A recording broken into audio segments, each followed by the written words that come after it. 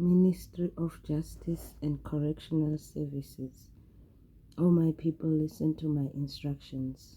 Open your ears to what I am saying. For I will speak to you in a parable. I will teach you hidden lessons from our past. Stories we have heard and known. Stories our ancestors handed down to us. We will not hide these truths from our children. We will tell the next generation about the glorious deeds of the Lord, about his power and his mighty wonders. For he issued his laws to Jacob, he gave his instructions to Israel. He commanded our ancestors to teach them to their children, so the next generation might know them, even the children not yet born, and they in turn will teach their own children. So each generation should set its hope anew on God, not forgetting his glorious miracles and obeying his commands. Then they will not be like their ancestors, stubborn, rebellious, and unfaithful, refusing to give their hearts to God. The warriors of Ephraim, though armed with bows, turned their backs and fled on the day of battle. They did not keep God's covenant and refused to live by his instructions.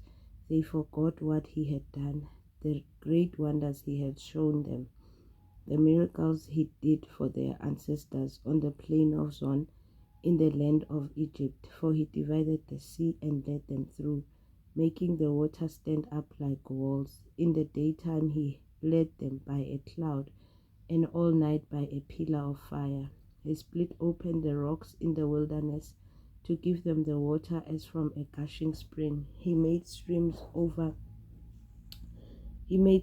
pour from the rock, making the waters flow down like a river. Yet they kept on sinning against him, rebelling against the Most High in the desert. They stubbornly tested God in their hearts, demanding the foods they craved. They even spoke against God himself, saying, God can't give us food in the wilderness. Yes, he can strike a rock too, so water gushes out, but he can't give his people bread and meat. When the Lord heard them, he was furious. The fire of his wrath burned against Jacob. Yes, his anger rose against Israel, for they did not believe God or trust him to care for them. But he commanded the skies to open, and he opened the doors of heaven. He rained down manna for them to eat. He gave them bread from heaven. They ate the food of angels. God gave them all they could hold. He released the east wind in the heavens and guided the south wind by his mighty power. He rained down meat as thick as dust, birds as plentiful as the sand on the seashore. He caused the birds to fall within their camp and all around their tents. The people ate their fill. He gave them what they craved. But before they satisfied their craving, while the meat was yet in their mouths, the anger of God rose against them, and he killed their strongest men. He struck down the finest of Israel's young men. But in spite of this, the people kept sinning. Despite his wonders, they refused to trust him. So he ended their lives in failure, their years in terror. When God began killing them, they finally sought him. They repented and took God seriously. Then they remembered that God was their rock, that God Most High was their Redeemer. But all they gave him was lip service. They lied to him with their tongues. Their hearts were not loyal to him. They did not keep his covenant. Yet he was merciful and forgave their sins and did not destroy them all.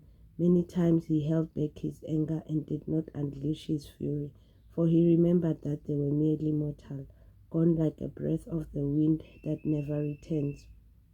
Oh, how often they rebelled against him in the wilderness and grieved his heart in that dry wasteland.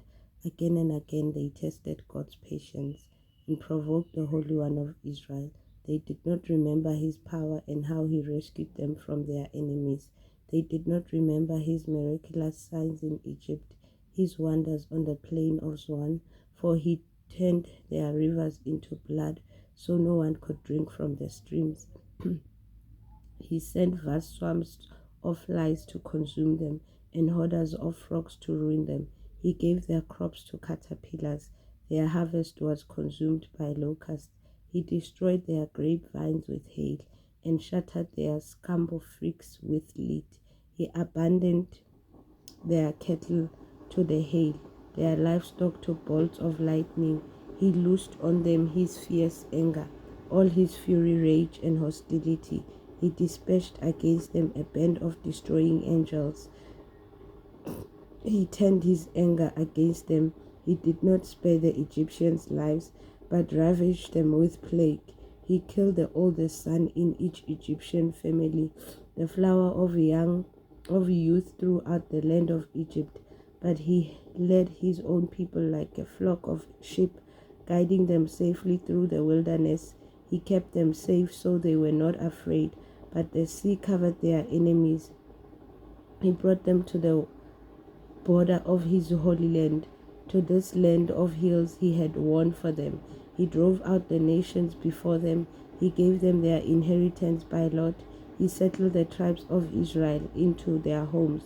But they kept testing and rebelling against God Most High. They did not obey his laws. They turned back and were as faithless as their parents. They were as undependable as crooked bow. They angered God by building shrines to other gods. They made him jealous with their idols. When God heard them, he was very angry, and he completely rejected Israel.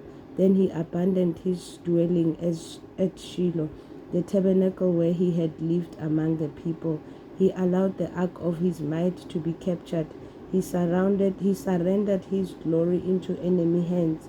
He gave his people over to be butchered by the sword because he was so angry with his own people, his special possession. Their young men were killed by fire. Their young women died before singing their wedding songs. Their priests were slaughtered, and their widows could not mourn their deaths. Then the Lord rose up as though waking up from sleep, like a warrior arose from a drunken stupor. He rooted his enemies and sent them to eternal shame.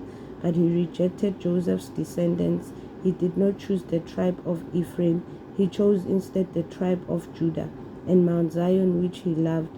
There he built his sanctuary as high as the heavens and solid and enduring as the earth. He chose his servant David, calling him from the sheep pens. He took David from tending the ewes and lambs and made him the shepherd of Jacob's descendants, God's own people Israel. He cared for them with a true heart and led them with skillful hands. This is from Elohim.